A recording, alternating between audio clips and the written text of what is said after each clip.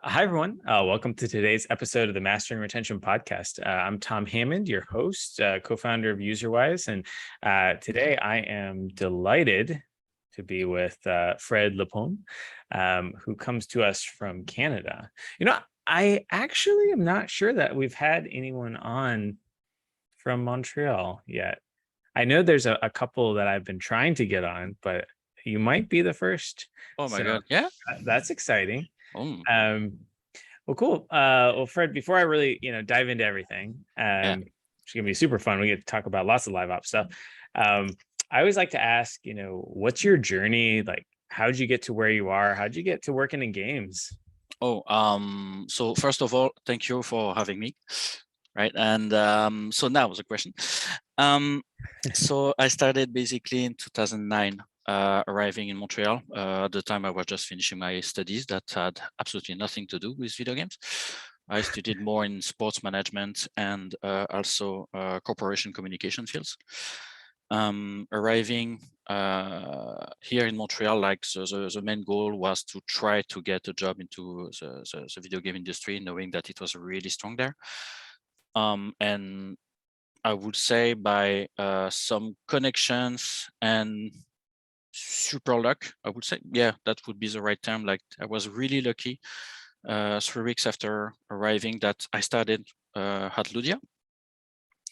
And at the time I started as a QA working on Nintendo DS and Nintendo Wii games. And when the company started to pivot on the mobile game, like especially free-to-play business model, I had the chance to obtain a job of marketing design. So circa 2010. First clue, I had no idea about what it was. Second clue, the person that gave me the promotion had no idea about what it was. So let's go, let's roll. And my very first gig was on a Waldo game, but I quickly had to jump on Jurassic Park Builder at the time. So it was not 2010, it was 2011. So 2 years as a QA, then started into that field. And that's where, you have to learn everything from scratch. At the time, I was not even able to use Excel, for example. Yeah. But once again, a lot of work, of course, but also a lot of luck. We finally were able to release the game 2012, and out of the blue, we were believing in the game, but out of the blue, like the game started to put us on the map because it was like a massive success, relative success. We have to remember that in 2012, there was not that much of competition.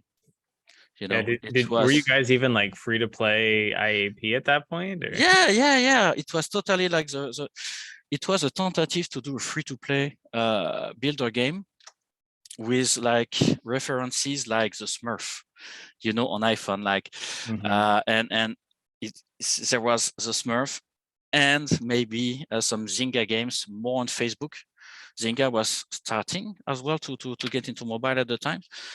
And yep, there was us on a little scale compared to those behemoth. And well, it worked. Like, I mean, it worked above expectation. So that doesn't mean that suddenly the company became a powerhouse, but it was like you expect maybe, I don't know, 5K, 10K per day, the game making 20K like within the first days. And you're like, okay, so it's clearly above what you expect. So we must have done something good here, And then after that, like, so that was a very first lucky shot. So the occasion to start to learn system design, economy design. It was not the official term at the time, as well as data analysis. Because everything was blended at the time.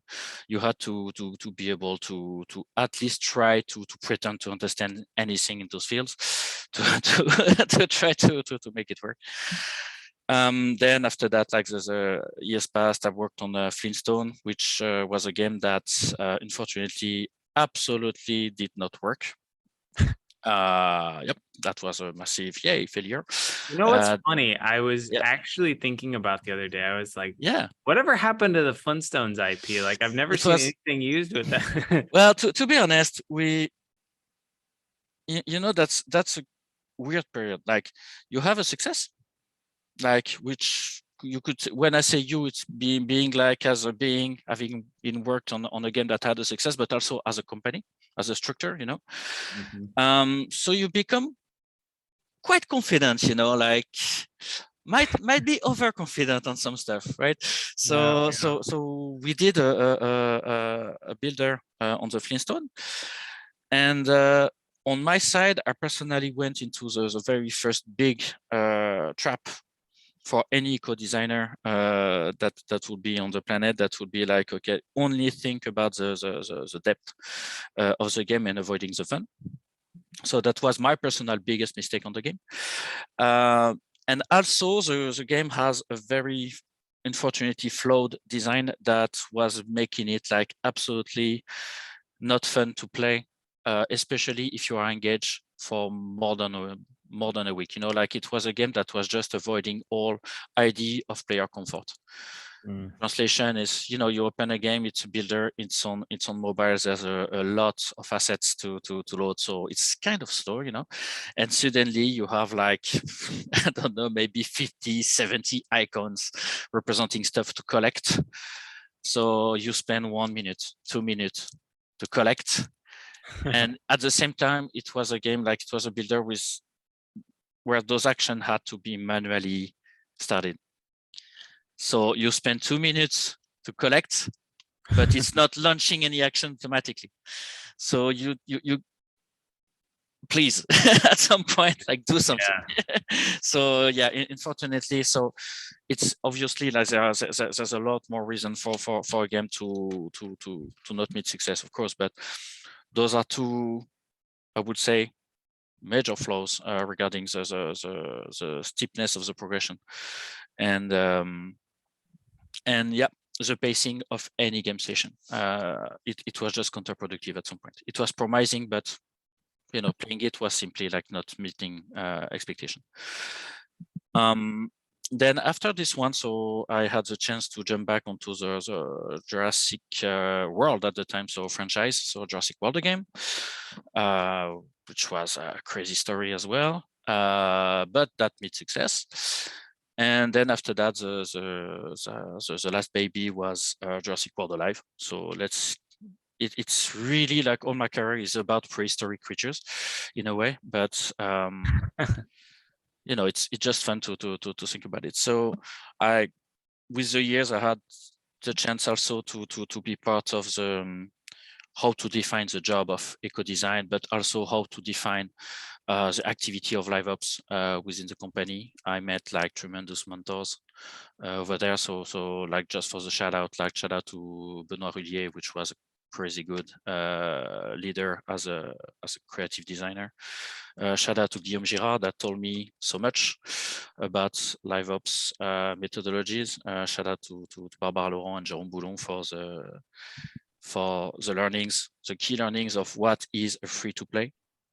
So, and now I'm done with the shout out because I could continue for hours only for that. But so it's literally a story of luck and getting more and more devoted to the craft. So, and now I'm done with Ludia. I quit Ludia after almost 13 years, and I'm back in a very, very little company called Ultracine. We're cooking something right now. It's going to be related to fashion, but I cannot say more. Yep. So, because I needed to change from dinosaurs to get into clothing, Of course, dinosaurs are clothes makes Yeah, clothes. it's mixing together. It's everything's working well. So yeah, here I am. Sorry for the very long monologue, but No, that's great. That's great. Cool. So I know we wanted to talk about a lot of stuff live ops today, which is one of my favorite topics. So, yay. Fred, I'm going to start very basic. Yeah. What does live ops actually mean? I see what you do there. Okay, so it's as for me, the definition that I clearly have, it's all related about the activity that you can bring dynamically on your game based on the calendar of events. I would say that. So when I say an event, can be a gameplay event, it can be a selling event, like it's all the activity that are not arriving if you don't do anything and let the game run. Mm. You know, let's be very basic about that. I know that's a lot of a different perspective. Well, there's also this point of view that I don't really share, which will be like, yeah, every time we have a new content and we do an update of a game, that's liveOps. No, that's an update. That's putting new content in it. You can use events. You can use like all the liveOps methodology and tools that you can build around, but you can stage these new contents into by events if you want to create some anticipation around or anything, like you want to display, you can want to show, to sell something, make a very big like splash on the release of a new content because you know it's Halloween and we want to make that expert. Yeah, okay, so take that content and put it in that way. But it goes, you know, your live ops won't be that fresh anymore if you don't have new content to put in it. But also if you only put new content without a way to staging them, that's another story. And the last part of what I would define in live ops is definitely with tools that doesn't require you to rebuild your effing game every time you want to add something. You need to have other tools so that you can pilot, you can create something appearing into your game live without having to rebuild your game every time. This is the most important part, I would say, regarding the methodology and the tools. So basically you're saying over the air delivery of some level of something new with no developer input. Mm-hmm. So the developer probably comes in with helping to create the new content stuff. Yes. Live ops is completely separate of them. Exactly. But at the same time, your live ops team won't be ever as efficient as if it's part of the development team. You know, it's like, so the way I knew it, like when we started, it was clearly like the same people working on content were also working on live ops. And then suddenly you discover, it's like discovering the fire when you start to discover stuff like, oh, CDN. Oh, so you can put images in CDN. That means that we don't need to rebuild a new version because we want to add extra image. And hi, Jurassic World, the game. It was the whole story of the, you know, like for years we've been when we notified the mechanic that could be like adapted to quick events.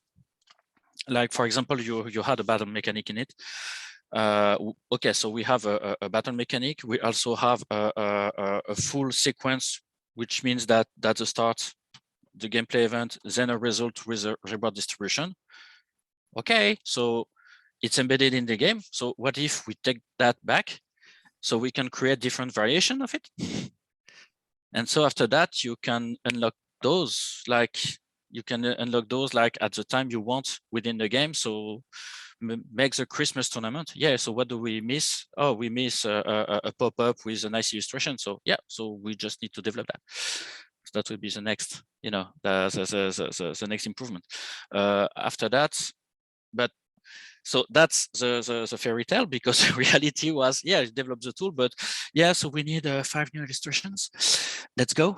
Yeah, but each illustration had to be translated. So because the translation was not even, was bundled into the image, for example. So it was not a dynamic string. So you start to see the horror for anybody. So our marketing artist having to create like 9 versions of each illustration, and those illustrations were not put on the CDN. No, too easy. It was built into the game. So every time you wanted to do something, you had to rebuild. You used like HConf files where you could have used JSON to unlock some content into the game. And it was, it was a good learning curve, I would say. So maybe here's a question for some people Yeah. I'm thinking. Okay, that sounds fancy, but like, shouldn't I just be able to make a really great game that players just want to play? Like, why do I need to do all this extra stuff that just sounds like a hassle to me? Well, that's a great question, actually. Like when you create a service, like, okay, let's demystify the video game, like the free-to-play video game a little. You're just running a service. So imagine that instead of running a video game, you're just running, I don't know, a ski station. That's a service, right? So of course you identify how you can make money and stuff, but imagine that you inherit of a ski station and you only have 2 slopes. One for very professional because, one of your old bosses was really a great sportsman that wanted to have and the other one is like, the Mickey Mouse version of slopes for really kids, young kids. Okay, so what do you want to do? So what are the motivation of people that might come to a place? How do you identify the different motivation of different publics?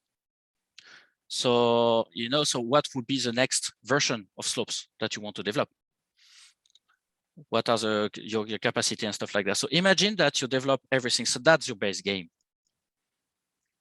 Do you want to do something special for Christmas?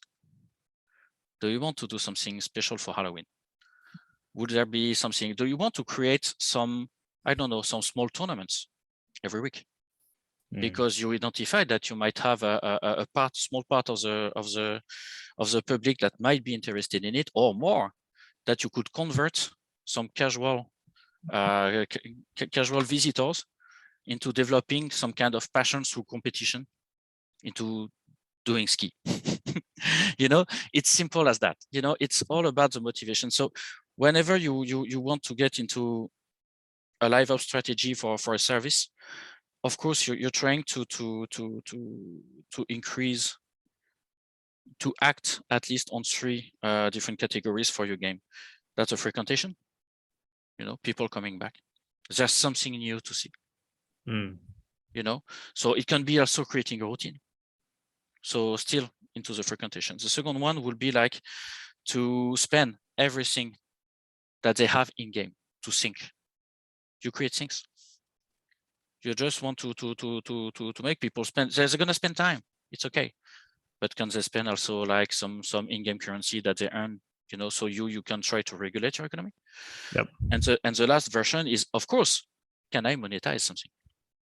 Can I create a feeling of urgency, or I want to complete, or what would be the effort versus reward ratio of any given event, depending on the level of player that I'm trying to target here. The configuration are almost infinite in that field. So when on a live, for example, crafting the game was literally made on 3 different chapters. There was a discovery chapter. Somebody discovered the game, like, okay, so it's a Pokemon, it's a Pokemon Go with dinosaur. Okay, cool. So okay, so what would make me like coming back if I'm only interested into seeing new stuff, or maybe like, I don't know, walk with my kids into the park, right? So, and maybe take some pictures with augmented reality dinos with my kids. So that I would put that into the discovery, the light usage, and as long as there's something new, it feels fresh, So every time you get new content, you trigger that little discovery. But then after that, if I start to engage into an activity, I start to try to find some kind of completion, self-completion of achievement, right? So that's where I start to set up myself with different kind of objective, like, and those objectives can be very different from one player to another. But let's say, for example, okay, I want to collect every theropod because I got a problem with theropod in my life, or I want to get all the different variation of velociraptors. I want to have every creature. I want to, like the list can go and on and on and on. And that's where you usually put like, okay, I want to finish the campaign. I find the story compelling. I want to get, to be to the end of it. So that's the second chapter. The third chapter of engagement will be definitely social. And that's a very broad definition. So whether we're talking about, I'm coming back into the game because I want to do stuff with some friend within the game, but I would extend that definition to, I'm blocked into that game, so I'm start to look up to forums and eventually start to make friends on external forums, whether we talk about the forums of the company or forums outside or being on Reddit or whatever. That means that I start to spend time around the activity that is represented by my game. When you have when you have those players, this category of player is very, very, of course, very precious. So, and those are the ones that are giving you the most, interesting information about what they like. So that's where you can start to cluster, because the information is almost free with them when you start to engage a little more with them. So I sort of understand this idea of like a player motivation or whatnot. Yeah. Like people talk about it all the time, right? Yeah. But how have you, or I don't know if you ever done this wrong, but how do you figure out what someone's actual motivation is at this point in time? Because I imagine also not only does a player have a certain motivation of what they like about the game, but in this particular session, they probably have a different motivation than in a different, another one. So how do you actually figure out what their motivation is? So it might sound, let's go old school on this. So we had a ton of work with people describing their day. What if I was playing this game in the morning? What would be my main motivation? If I'm waking up okay, I'm going into the bathroom, I have 5 minutes. What should I do? And that's and starting from there and starting to be really cruel. Really, it's a lot of cruelty regarding the love that you want to put in the game, but almost no game survive the bathroom test, for example, for this. But you have to realize that, there's a lot of people that's gonna use the game like that. And so so you have to put yourself into the shoe of, okay, let's imagine that I'm really engaged into competition.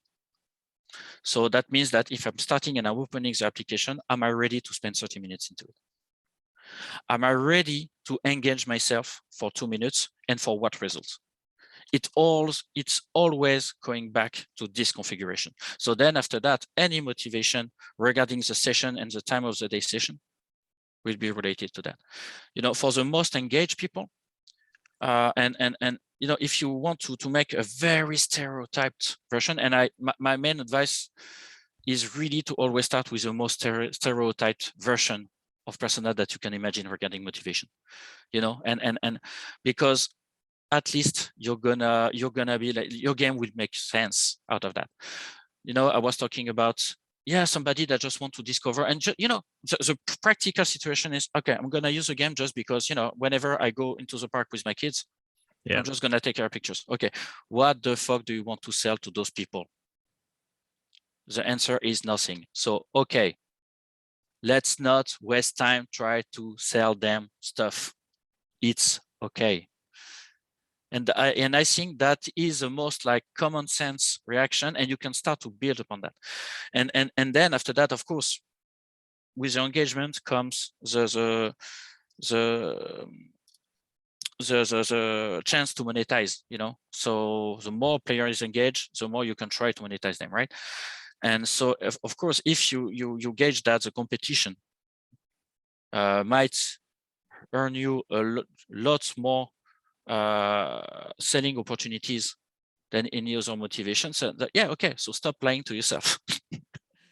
So now you have a service when you can say that when somebody is discovering the game, should I focus my time to try to monetize at least a little the big amount of people that's going to discover? But that it's going to be hard because you have an idea about the situation they're in. Or should I find a way whether we talk about the progression of my game or the events that I might try to put somewhere, to always have a way to maybe enforce the funnel of conversion, of motivation conversion within the game. So somebody that went to discover blah blah, and then for regarding more precisely to your question, somebody that is really engaged, still on the example of Jurassic World Alive, like I'm playing 2 minutes in the morning. Of course, it's just to collect my stuff because I'm in that routine of collecting.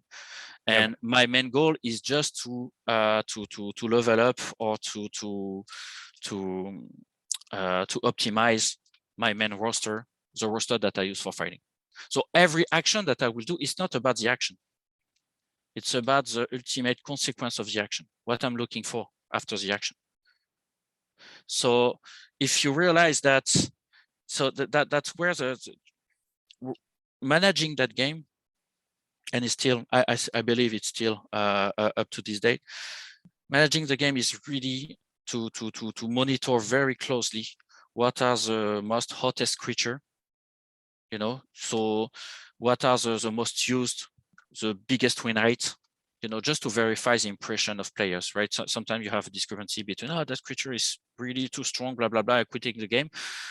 You look at the result, okay, that creature has a barely like 45% of win rate. Okay, so there's a misperception here.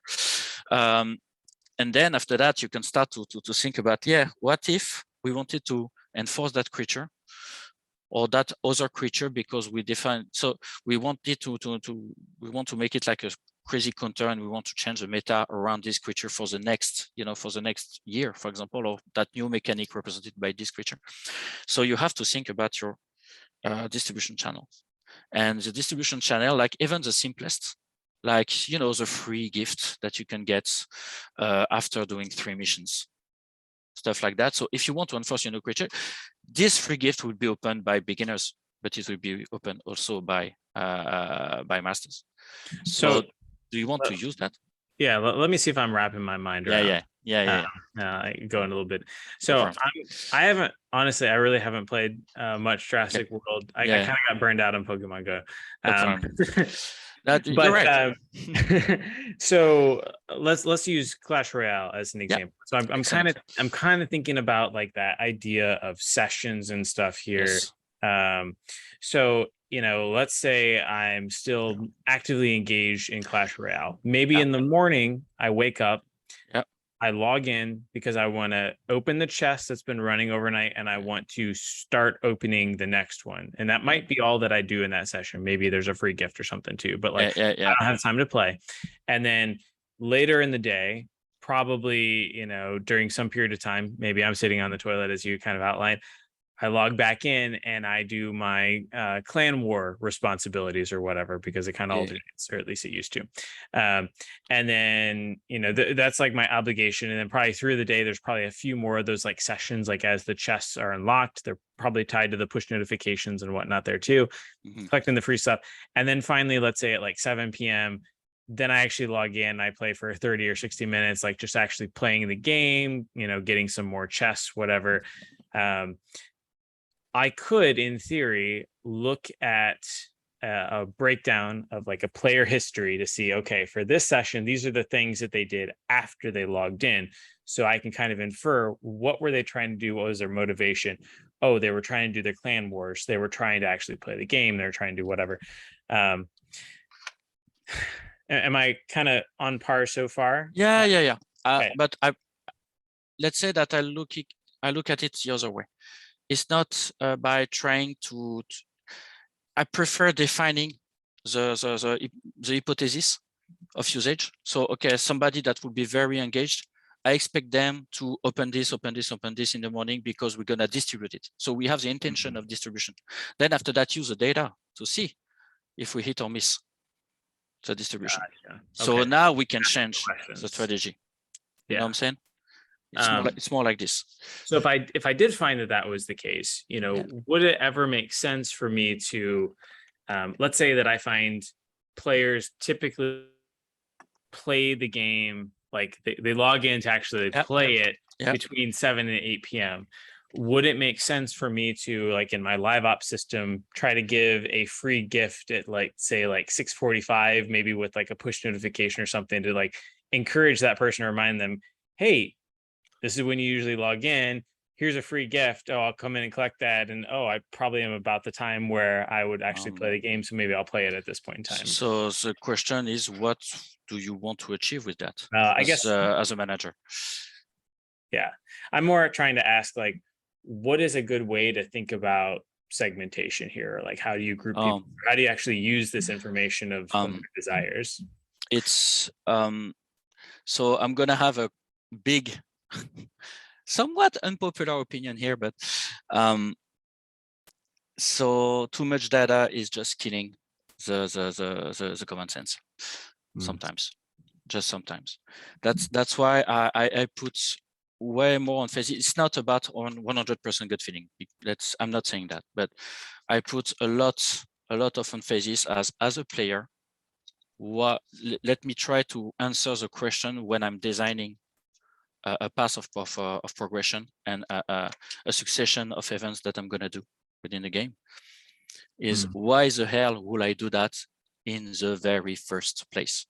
You know, funny story, like something that absolutely didn't work, and that you don't need data to see that, but you know, people waited for data for that. But okay, it was on Jurassic World again. We worked a lot to put some boosters, like a boosters mechanic. So basically, the game was really like a poker style battle game, when you have to gauge how much attack points the opponent's gonna do. So it's fun, but it's very repetitive. So to try to put some variation on the gameplay, like the idea of booster cards was implemented. So now I can do double attack, I can do that, which was changing drastically.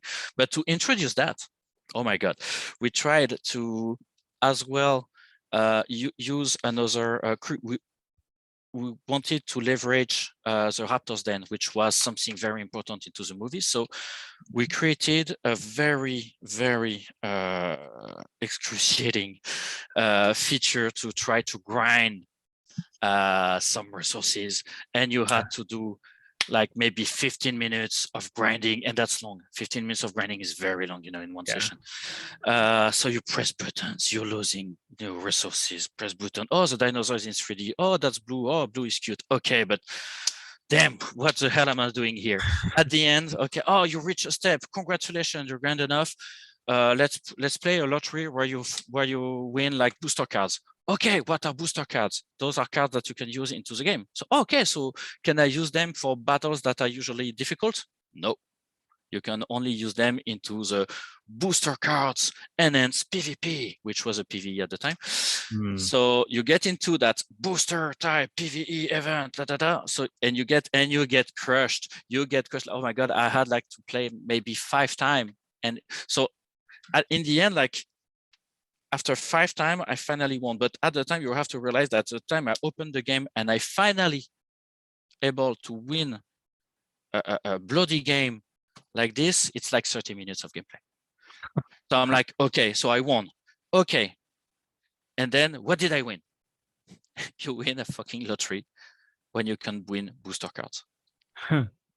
So you see that, you're like, sorry, I got a question. Why the hell did we do that? Because that's, okay, does anybody wants to play that again? Oh no, that's, that's shitty. I don't want to. Okay, so what do you expect regarding the data? Are you really expecting that by miracle some people get engaged? Yeah, because we think that's fun. Oh yeah, okay, so here we go for the most unpopular opinion of all time regarding free-to-play. Is the only reason for you to think that somebody will play your game, it's because it's fun on the long run. That's a death wish. Sorry. I'm very sorry about that, but it's gonna be fun. I'm gonna have fun to play sometime around, but you need a feeling of progression because we're doing a service on the long run. Yeah. Elements of progression. You need to be able to talk about something about somebody. It's like like would soccer, football be as developed as now if you didn't have some leagues and some professional institution and taking this game and to put some extra rules and organize clubs and no. Yeah. So there are a ton of games that are fun, like slam ball. You can play basketball on trampolines, but it's not as developed, because institutions are not developed around.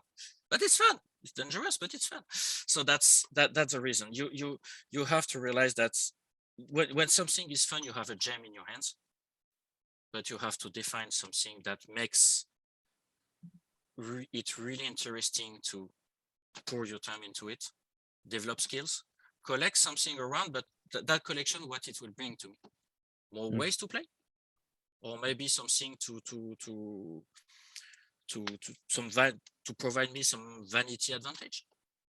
I want to brag, becoming the best player of the world of this game, but I need players, you know what I'm saying? So do you think that event where you got the booster cards would have worked if you could have taken the cards back into like the main PvP type level?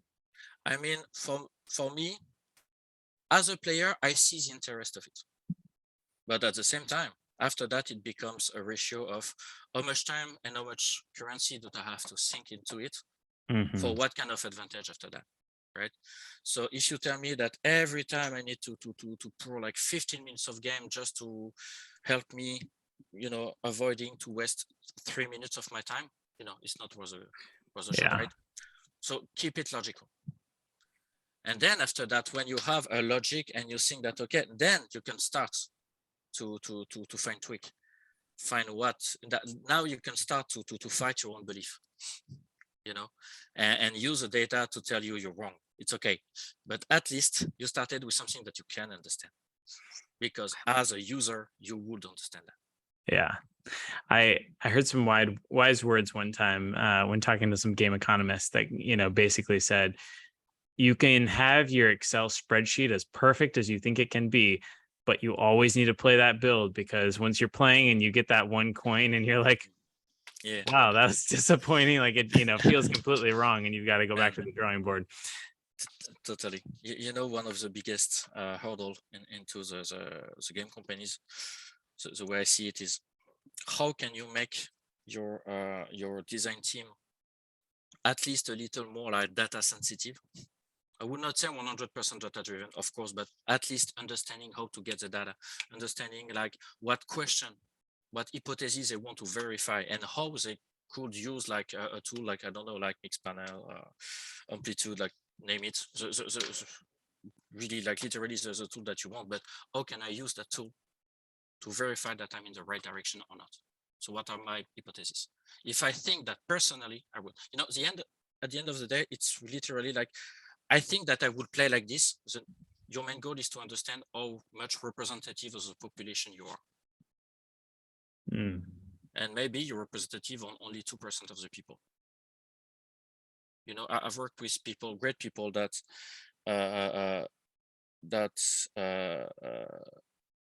were like massive engaged whales on other games, and their expectations were like really like specific on the games they were working on. But suddenly there's a moment that you start to listen to them, you see that there's a little the amplitude like regarding the demographic is not that big, but you get a spike of engagement of a very, and you're like, okay, so that's how it is.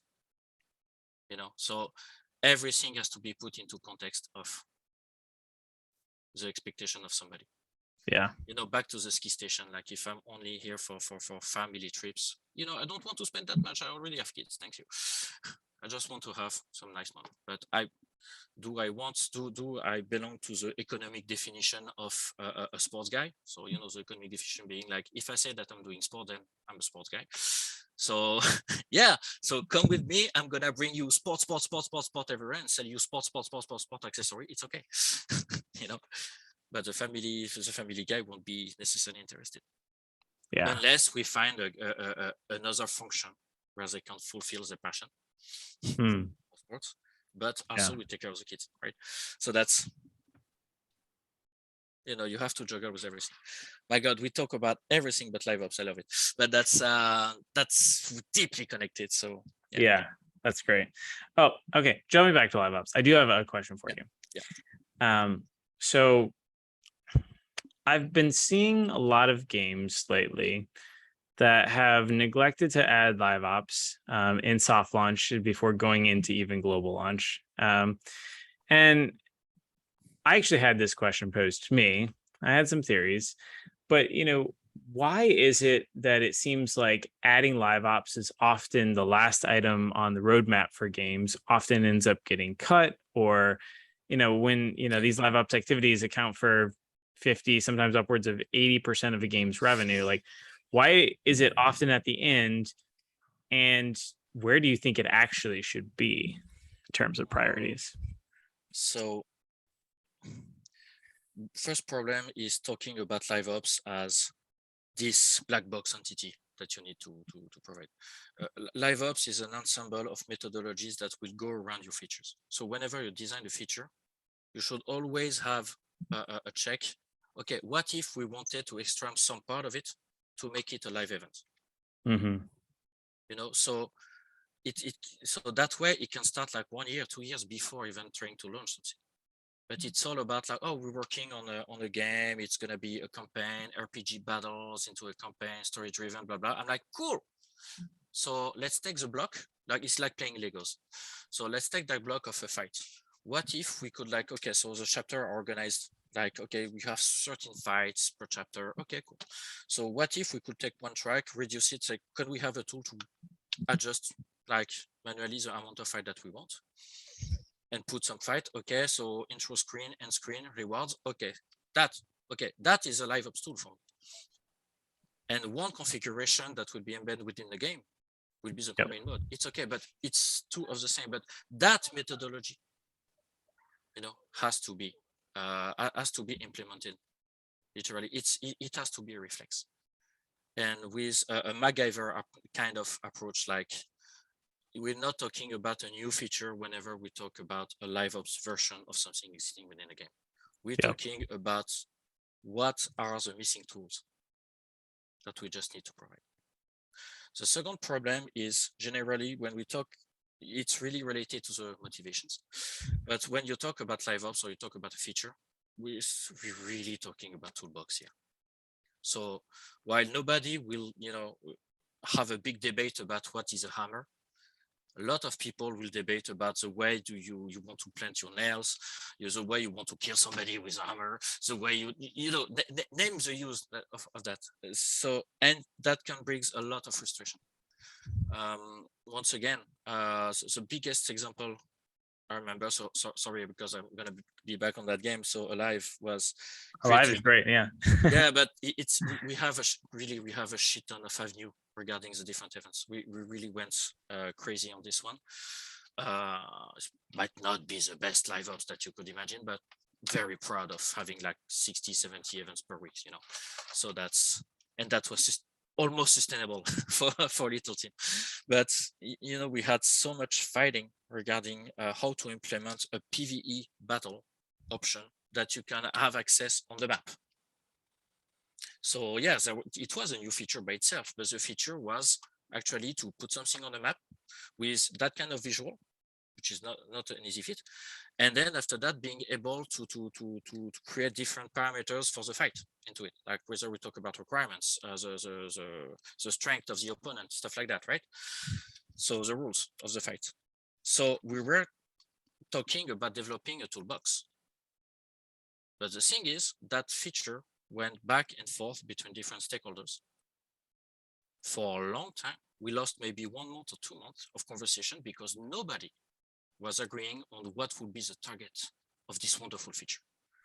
And on a system point of view, system design point of view, like that's a toolbox, So what if I tell you that we can make that for very engaged people with a certain difficulty, with a reward that you want, and make it very accessible, make another version very accessible for other players that are beginning. So the debate is not what we're gonna do, because what we're gonna spend time and money on is developing that toolbox, right? Then after that, so and the real the real teaching behind that situation is literally stop presenting stop presenting a liveOps feature as a full feature that has to be perfect by itself. So you can start to present like we want to find like find the smallest change that we can do on the game, but that will allow us to do this, and at the same time be able to present a calendar of events that will illustrate this small feature. Then you can start to present the idea. You like the game because so I would like to play the game because I'm very competitive, so I can do this event. Yeah, but this event very easy to, I can do it and I'm gonna run on it for 30 seconds, but what I'm gonna get for this? So on the design part, you have to feel about the whole small loop experience that you're gonna bring from the, always the effort reward ratio into it, like always put that into perspective. And so if we had presented that way, like the feature would have been developed like the feature, the toolbox, so to speak, would have been developed like within 3 days, because it took 3 days to develop, right? Plus QA, but it's a small thing, but so it's a lot of misunderstandings about what it is, and there's a lot of I don't know, maybe mysticism, over representation about what is liveOps like, because when we say the word liveOps, we always imagine like this Top Gun team, blah blah. While the reality is like it's just an ensemble of methodology and tools that you just have to be like, with being a little clever sometimes, as it can happen. Like you can say that, that battle was cool. Yeah, it's in the game. Yeah, okay. So what is missing for us to take it from this and have make another version still in the game, but it will be like that we can trigger from online tools. Okay, let's go. And it's all about this. It's all about finding the small stuff, like, and the best way, I would say, the best way to start to make people understand, like when you're working with people that might see, no, liveOps is not important, blah blah, is okay, let's work on a shop and let's make a proposition. So imagine a shop where you could trigger special offers. Oh my God. But yeah, but triggering the special offers without doing another version. It still exists in 2022, so don't believe me. But so okay, so what the hell could we do that? So imagine that it's Christmas and we are able, like, just by launching something on the internet from your Chrome station, you can click on something to say that, I want to use that offer into that position. Wow. Okay, so now you can start to negotiate. So you have now you start to sell the idea of what will be needed. And you know what? You never have all those tools at the same time right off the bat. Yep. But it's okay. Any baby step is a good step already. That makes sense. So are you kind of saying that basically on day one, when we start making the game for real, I should be designing with this idea in mind? Yes. Always think about what would be a typical calendar of events. But always start with a naive idea. Like, let's imagine, like, okay, there's 2 weeks. What would happen between those 2 weeks that I would find very cool? Okay, a succession of small events here, and every time I make progress into the first week, I can use super cool stuff to do on the second week. Does it make sense? I don't know yet, but I think it's cool. Okay, so now we have that game, and we start to work that game. So, what could I take to make it feasible? Just to be able, and in the end, if I end up like with only being able to do like 2 events, one on week A, one on week B, and the reward of week A allows me to do something on week B. I'm just saying like something totally off the dome, of course, but at least it's a progress. You made a progress as an organization because you were able to trigger events, and that now you can start to feel the pain points of setting up those events. So, okay, imagine, what if I could have like a white/blacklist system to make quick restriction, because it would be so much easier. Okay, so that's your new feature for the next time. Oh yeah, okay, cool. That's But great. it's literally like a little less scary to think about that kind of feature, right?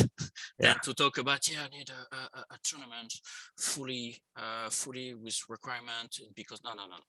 Okay, stop. Everybody's gonna have a heart attack because nobody will have the budget for that. So recycle.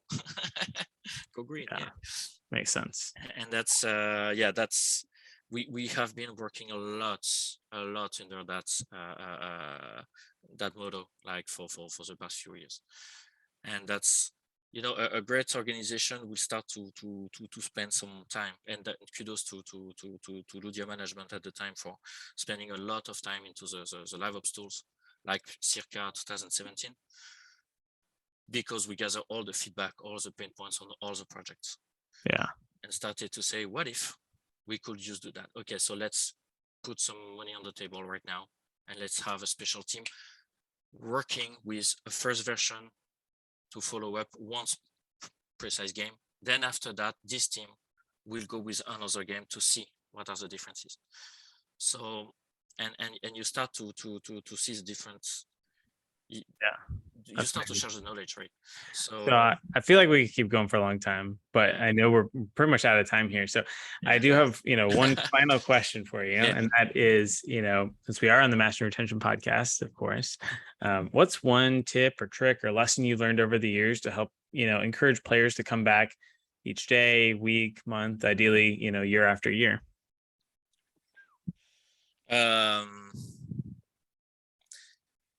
Damn. Okay. Okay. What can maintain your social interaction around the game fresh? That's my question as an answer. So, so how can you find a way to make people talk about your game? So, yeah, that's the hardest part. But then with those kind of people, listen to those people once you have identified them. Listen to what they are expecting, how they did play. If some people, some part of them are really into like helping other player, okay, what are the tools that you can bring? What are the kind of events where they can try to shine doing the same function, social function? For the competitors, hey, you know the drill. But so you know that you will understand that some competitors really don't like to not be the first every. The days some people can be very engaged and spend like $60,000 into your game, and the days they're not first anymore into a competition, just drop. It's okay. It's okay. But that's where the social like pressure can come in. But it's a very precise situation. Know your audience. Try to understand like the different chapters of engagement that they reach. Like some people that are only for freshness, that you might not be able to monetize them. So don't waste your time on this. Think about like maybe how to convert them into a next step of the usage of the service that you're building. If you offer collection, how to engage people into your collection. If you offer storyline, how to engage them to the storyline. Like what are the different features that are tied to this completion? And from there, like what are the openings into your core game? Because if your core game is solid, like the liveOps will be just a derivative, like small core loops ensemble out of it.